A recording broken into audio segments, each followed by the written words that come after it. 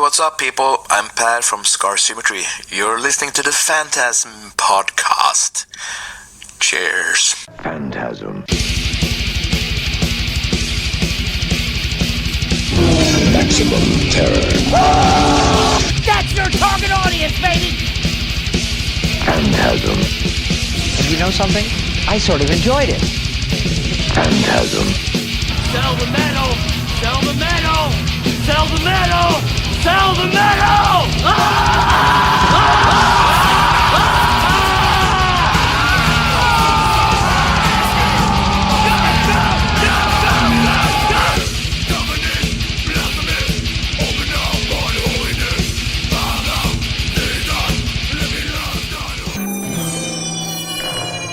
Phantasm. Hey, this is Dr. Vincent West, medical doctor with FANTASM Podcast. I've got a very special guest today. Wanted to chat with this guy for so long.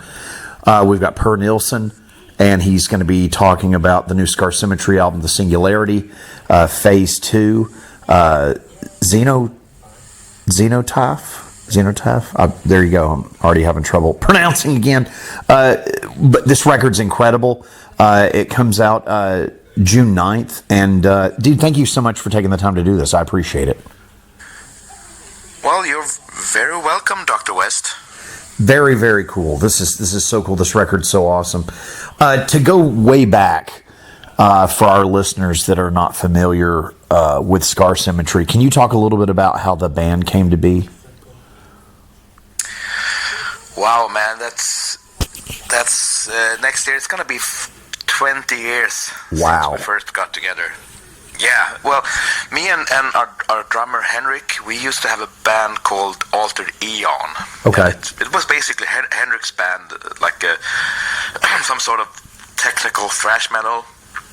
He wrote all of the songs, and we were old friends, so I joined on lead guitar. I had just come out of a long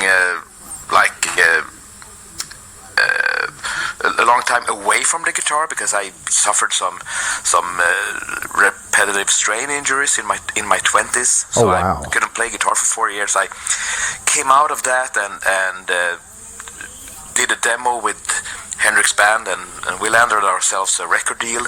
So we found this studio like an hour away from where we lived. That we went there to record the album, and it was with Jonas Kjellgren, who was the original second guitar player or first guitar player, depending how you see it, Right. in Scar Symmetry.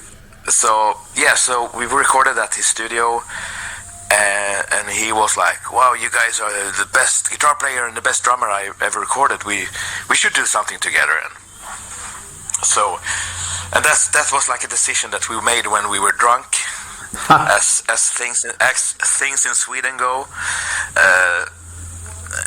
that's a pretty common thing for me and my friends. Like, we always form new bands when we're drinking. Like, oh, we should do something, and that was one of those drunken ideas that actually manifested into reality. So we got together in 2004. Released our first album in 2005, got picked up by Nuclear Blast for the second album that was released in 2006, and then we've just been doing it ever since. But gone through some lineup changes, some that were bigger than others in certain ways, but every member change, every change has been transformative for us in different ways, but Sure. It's we just try to keep going onwards and upwards. Right. Well, you have. I mean, I've been a fan since way back when. It's such a great catalog, and wow, 20 years. It's a long time. Indeed. Yeah. So for the Singularity, when did you guys start the writing process for this record? Well, before we even wrote one single note or one single word really of lyrics for anything, for even the first phase, we came up with a synopsis Okay. for the storyline that outlined what each part of the trilogy was going to be about. And that was back in 12 or 13. Okay. So from back then, I had a pretty good idea of what I wanted for each phase to be musically. And phase 1, as people who have heard it know, it came out pretty melodic and progressive. Sure. And it's leaning more towards the melodic side of what Scar Symmetry is all about. And whereas this second phase is leaning more toward the dark and heavy, brutal death metal, that side of what we do. Yes. So this album was written, music and lyrics, in 16. Okay. All the principal recordings were done in 16 and 17. And then we sort of went on a semi-hiatus for a bunch of years due to different reasons. And we kept on working slowly on the album for a few years before finalizing it. So the actual writing process and the songs that came out, for me, for everyone listening to the album, the singles now and the album soon, it's gonna seem new, of course, because they haven't heard it yet. Sure. But for us, the songs are already kind of old, and for me, they kind of belong to a different era of my life. They belong to the same kind of era of my life that phase 1 was written in. Right. And so much has happened since with me touring with other bands. I became a dad in 19, and Congratulations. Life stuff. Thanks, man. Just like a lot of life stuff. The pandemic that hit the entire world, and me buying my first house a couple of years ago. So cool. So, and I'm telling you this because I'm about to go into a new writing period, to start writing for the next Scar Symmetry project. So I have this perspective on it that phase 1 and phase 2 in a way are similar because they come out of a similar period of my life. And with all these things that have happened, and for all of us as we grow and get older, like priorities change and tastes change and all these kind of things. Yeah. So I'm very excited about, and also because these songs are now so old and I've heard them so many times, so they have had plenty of time to affect what I want to do, like going forward. Right. So I'm super excited about started writing again, and looking forward to the next chapter, because even if we now have this album coming out, I've been so close to it for such a long time that I'm super excited about the next step. Sure. And you mentioned it's a trilogy, so you're now working on the third part of the trilogy. Well, what I'm thinking is that because I'm writing phase 3 is gonna be very intense. Sure. Because phase 1 and phase 2, they have some things in common, but they are two kind of standalone albums in a lot of ways as well. I mean, they are connected by the storyline, right. and there are some music things, some themes that ties them together as well. But phase 3 is gonna need to really tie the thing together, and it needs to feel like it really closes the story and gives everyone closure and an appropriate end of the thing. So, and the way I work is that every time we work on a new album, it's gonna be a reaction to what we did last, and it's either gonna be continuing on the creative trajectory that we were on, right? Or it's gonna be going in the opposite direction. it cannot stay exactly the same. So, and right now I've been living with the Singularity saga now for a long time. That I'm also, there's also other directions for Scar Symmetry that I would like to explore right now, that I'm excited about, that maybe wouldn't necessarily fit on phase 3. Oh, okay. So what I'm gonna do is I'm just gonna start writing. I'm just gonna start every day by grabbing my guitar or my keyboard or whatever, and just see what comes out, what excites me, instead of like forcing me to write what would be phase 3. I'm just gonna see what comes out. I'm gonna make 2 folders in my computer, and one's gonna be phase 3, the other one is gonna be not phase 3, and I'll just have to see what folder gets full first, like what cup gets filled first, and right. then the fans will need to drink from that cup. Yeah, that makes so. That's brilliant. So basically, if new stuff comes up, you can put the trilogy on hold and just go forward with a different Scar Symmetry record, as opposed to just forcing yourself to go into the third part of the trilogy. Yeah, it's a possible scenario. I'm not sure that's what's going to end up being, but it's like for me to do this thing, I need to have fun, and I need to like fulfill what I want to do, so to speak. Sure. Because otherwise it wouldn't make sense. Because I can't work on something that I'm not feeling. Of course. I cannot do a good job if I do it like that. Oh yeah, absolutely. And then as far as the record, any standout tracks on the record you'd like to talk about? I mean, when we decided to do a trilogy, I like immediately just realized that if we do a trilogy, like all the albums have been just separate entities, where we just have written a bunch of songs, and it's become what it's become. It's just been like it's been what we have been at that point, the people in the band that has been writing. Yes. On the first few albums, it was me and Jonas who were the main songwriters, with Christian adding a lot of vocal arrangements.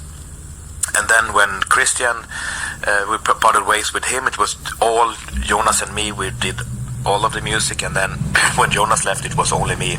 Right.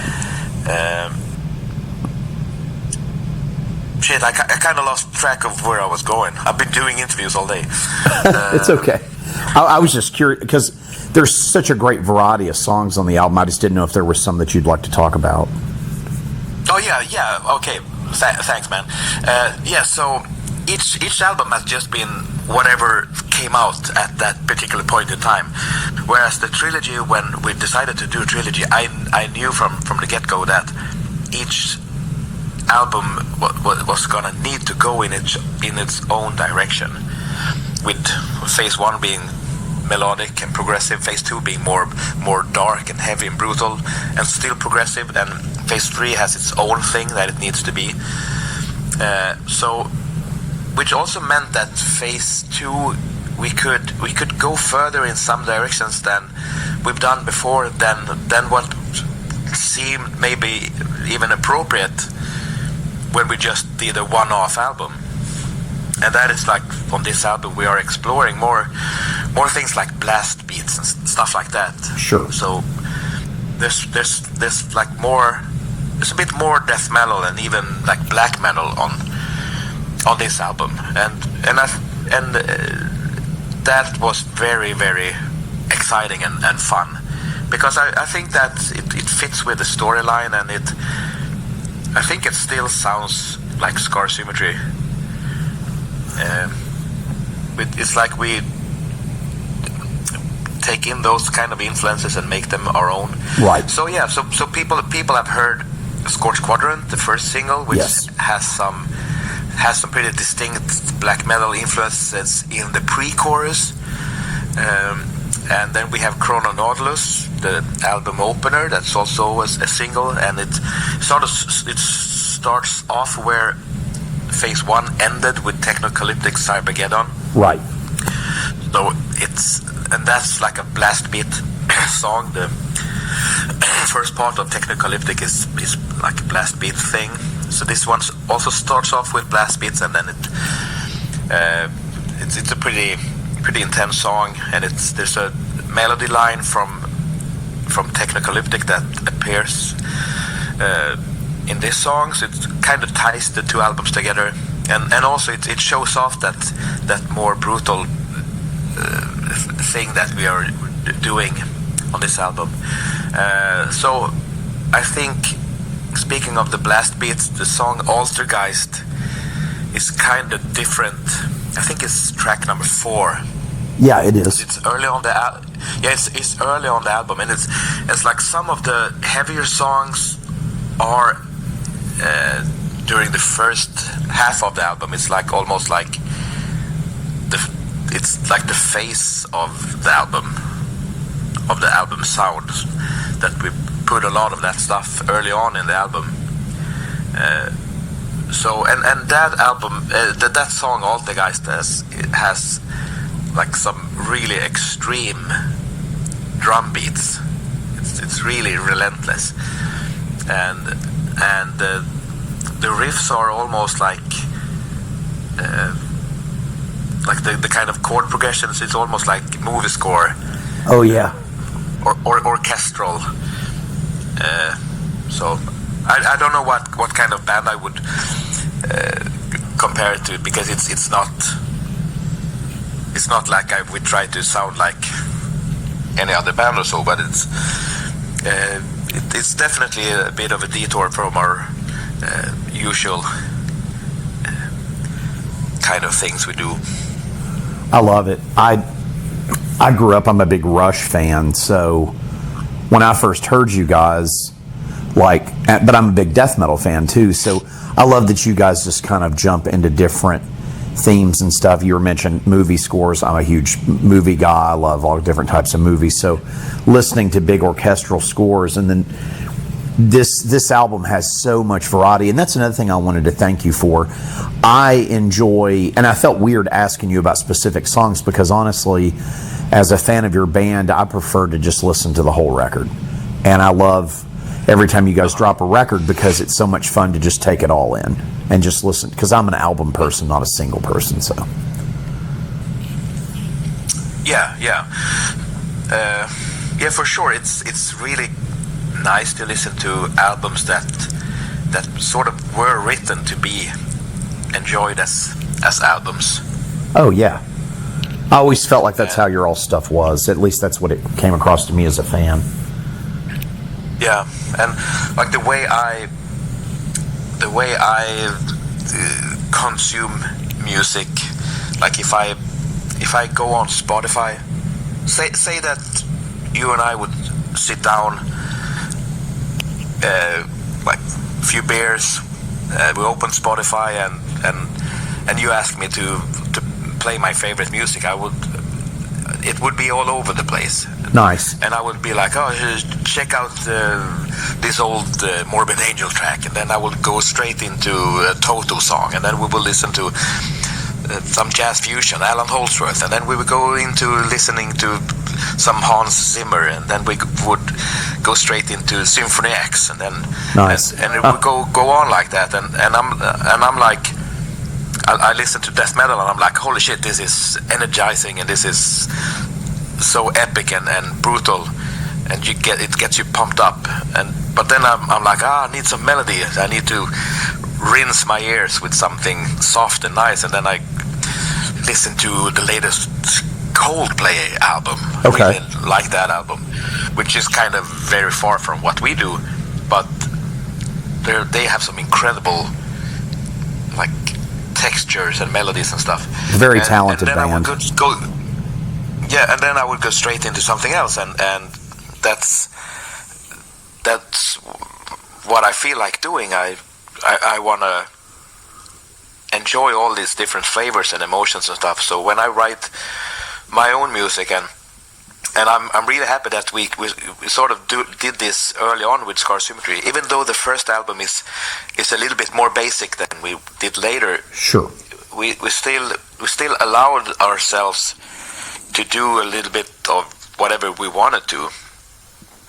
So it's there's so much freedom in writing for Scar Symmetry, because these beer-soaked Spotify sessions that I'm talking about. Yes. That's what I tried for a Scar Symmetry album to be. I don't want to have to change to a different track. I just want to have everything in the song. I just want for the song parts to move from one thing to the other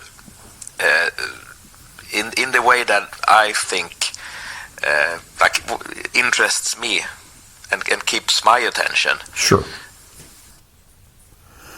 As far as the production on, even the last album and the new album, is that all you doing that, or did you all bring another producer in or a mixer, or did you handle all of that?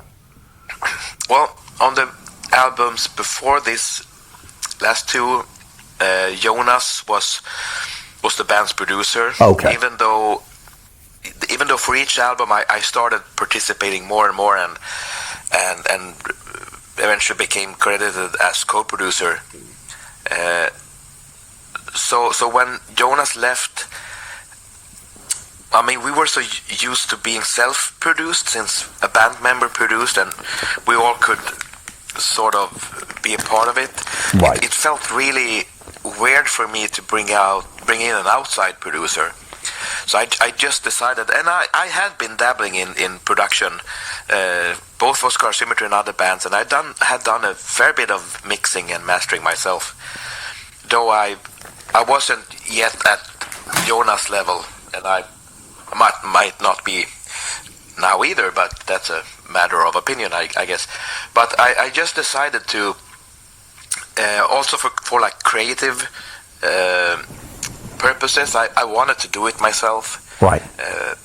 The music is so incredibly layered. There's so much stuff going on, and having to go by an outside producer, a mixer, to have someone else understand what I want, it just seemed like I just prefer to do it myself.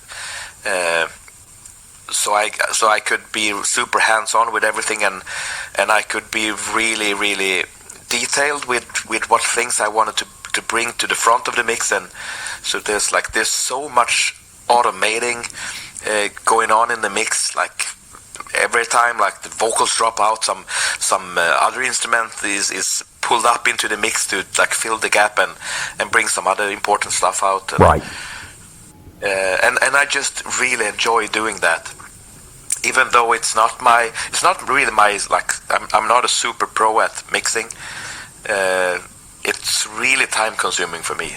As when I play guitar and I write songs, I can make all the decisions right away. When I write a song, I just write it and keep adding stuff, and I rarely take anything out or change anything, because I've done it so much and I'm so confident in it. I can just make the decisions right away. Right. What stuff is what's a keeper and what's not. I don't go back and rewrite the song later. It's just, and same thing with the guitar playing and the solo writing. I just come up with the stuff. But when I mix, it's a completely different thing, because I'm not as experienced at it. So like whenever I'm working on a thing, this knob, I'm gonna turn this to the left. Oh, that didn't work. I turn it to the right. Right. Oh, that's better. And then and it's harder for me to make decisions because I'm not as experienced. So the mixing thing is much more labor for me. So it's also really fulfilling to be able to finish an album and having it sounding pretty good. Oh yeah, I mean the production is incredible. Is it hard to do the track arrangements, or at this point you've done it so long, is it pretty easy to go through and put the songs together for the record? Like the track order? The track order, I don't think that's difficult. Though this album I have arranged and rearranged a few times during this long process. I have sort of changed my mind about songs. Right.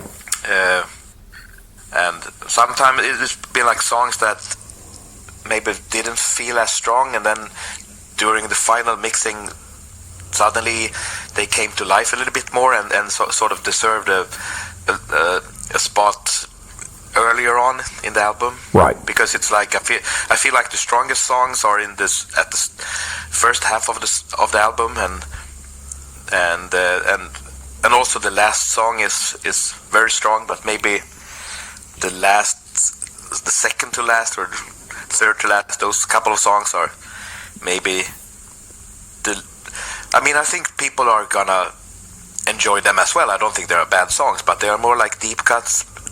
Maybe not everyone will enjoy them as much as the other songs, but for sure some people will have those as their favorite songs. But sure, it's important to get the order of things going, and also the way. We start the album with Chrono Nautilus because it ties together with Phase 1 perfectly, in my opinion. But also it's like the song being as brutal as it is, it just goes straight into blast beats. It's sort of like a declaration of what Phase 2 is about. Right. It's just like a big slap in the face. Right. So yes, I wanted to have that song early on, and I also wanted the song Altergeist to be pretty early. It's track number 4. Yes, I wanted to have that one early since it's so brutal, that song as well. I think that's my favorite track on the new album. Oh shit, man. Yeah, I really like that, and I love the title. It's just cool. But I like, for you, as far as like death metal stuff, were you more attracted to the European stuff now and even when you were younger, or were you interested in the stuff out of New York and Florida?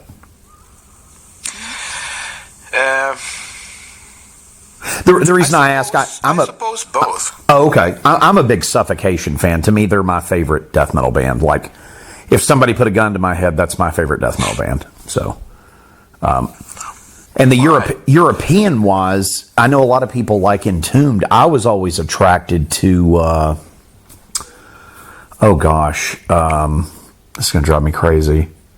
And I got to see them a couple times. I'm older, but I'm trying to, why can I not think of that? Because people always say, they ask me, but not that I have anything against Entombed, but I was more attracted to, why can I not think of, and they're Swedish too, and I cannot think of their name to save my life right now. Is it from that era? It is, sir. Yep. And I just drawing a blank right now, and they're literally my favorite European death metal band, and for whatever they're down to basically, I think, just the drummer's the only original member that's left in the band. And I love Sinister. That's another band that I liked from the back in the day. But that's not who I'm trying to think of, and it's going to drive me crazy. Obviously, I love Vader. They're from Poland, obviously. But who am I trying to think of? God, it's going to drive me crazy. I can't. They're a big one too. Is it a Swedish band? I think so. They're Swedish or Finnish. I could have sworn they were Swedish, but I got to see them twice over here in the States back in the 90s, and I feel so silly right now. I have totally brain farted and cannot think of who it is. Well, back when the Ever-Flowing Stream, I can't think of who that is. Why can I not think? Dismember. Love that band. I don't know if you were ever a fan of them. I always thought that band was so cool. Yeah, I dug them back in the day. I haven't really heard them in a long while, but yeah, they still do shows. I don't think they put records out. If they have put a record out, I didn't know about it because I would buy it. But I think they disbanded for a long time. Yep. But like in recent year, they have come back and they are touring again. Yeah. Like, with a lot of like the original members. I always thought they were unique. I thought they were, because Entombed to me, I mean, I love Left Hand Path, but then they kind of lost me on the Clandestine and so on, the whole death and roll thing. I just never was into that. But I thought Dismember was awesome. I always thought they were really cool. Yeah, well, me and Scar Symmetry drummer Henrik, we had a band back then when we were still teenagers, and it was the early 90s, and like Entombed and Dismember, they had become really big, and it was like almost an overnight thing. Right. That they said like death metal was super big. Oh sure. Yeah. Yeah. So we had our own band, sort of in the Stockholm tradition, I guess. Maybe a little bit more progressive because of where we came from Sure. other influences. So we had a band called Adversary, and we recorded in the Sunlight studio where all the Stockholm bands recorded. Oh wow. That was like the place that was famous for helping to do the Stockholm sound that with the HM2 pedal that made the guitar sound like like a chainsaw or something. Yeah. So yes, we did the demo there, and we actually had Matti, the vocalist from Dismember. He did some guest vocals on it. And awesome. It was really cool. That's but incredible. We never made an album or anything, even though we were pretty good actually. Oh, I can imagine y'all could play that stuff. That's the thing. You're so talented. Everybody you all have ever had in the band, I feel, is so talented. Y'all could play basically any genre of metal, or probably and more. Yeah. I really liked Death, though, the band Death. I got to see them a lot. The first time I saw them was Leprosy, because I'm from Florida. I used to live in that area when I was younger. I'm on the other side of Florida now, but saw Leprosy, saw Spiritual Healing, did not see Human. I never liked everybody loves that record. I was never into the whole tech death thing, but I love Individual Thought Patterns. That was my favorite. Oh, Human, it's a lot of people's. He lost me with it. I'm more of the just kind of gore, kind of just straightforward, chunky, grindy kind of stuff. People love Human, and musically it's brilliant. It's one of those records that never gravitated towards me. I don't know why. And I'm into some progressive stuff in other music, but just not in death metal. I just never. Yeah. Well, for me, during that time when it was also during the time when I really was into guitar and practicing. Oh, sure. And like my life was all guitar, and I had started listening to fusion music and really getting super diverse with my musical tastes. So hearing bands that played different sorts of metal, but they incorporated like progressive stuff and cool guitar parts. That was really something that was amazing to me at the time. So we had Death when they brought in with Sean Reinert and Paul Masvidal. Oh yeah, from Cynic, and they did Human. That was really tickling my fancy. Oh sure. And also Cynic was really important. And then Meshuggah came along. Oh yeah. And they did sort of. At first it felt like they were in the Pantera's sound, like there was some similarities in the sound, but they used polymeters, polyrhythms, and fusion solos, and I thought that was so amazing that you could do these things in like a thrash metal, death metal sort of environment. Oh, yeah. And get away with it. And I was not so much into the melodic death metal that happened just a little bit later with like At the Gates and bands like that. I wasn't into that either. I think I had already moved on to other things. Absolutely, yeah. It just was not for me, but thank you for doing this. I hope you have a great weekend. And kids, pick up the new Scar Symmetry album June 9th. It's incredible. Nuclear Blast Records. Dude, this has been an absolute honor for me. I can't thank you enough for taking the time to just sit and chat with me today. And I hope you have a great weekend. And this has been awesome.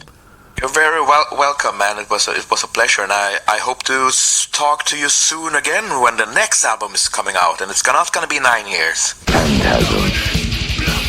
And you know something? I sort of enjoyed it.